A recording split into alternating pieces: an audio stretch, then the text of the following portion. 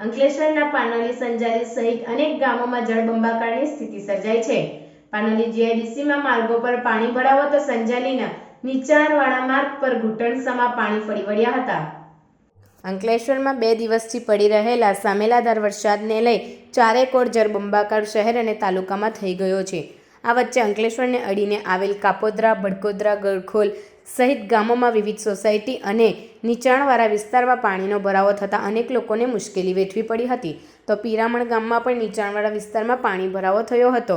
તો પાનોલી જીઆઈડીસી વિસ્તારમાં માર્ગો પર પાણી ફરી વળ્યા હતા.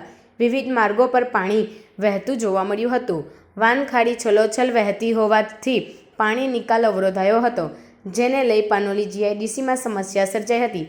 તો સંજાલી ગામ ખાતે પણ સ્થિતિ વિકટ જોવા મળી હતી, જ્યાં ગામના નીચાણવાળા વિસ્તારમાં તેમજ આજુબાજુની સોસાયટી વિસ્તારમાં પાણીનો નિકાલ અટકતા પાણી ભરાવો થયો હતો અને લોકો ભારે હાલાકી ભોગવવાનો વારો આવ્યો હતો.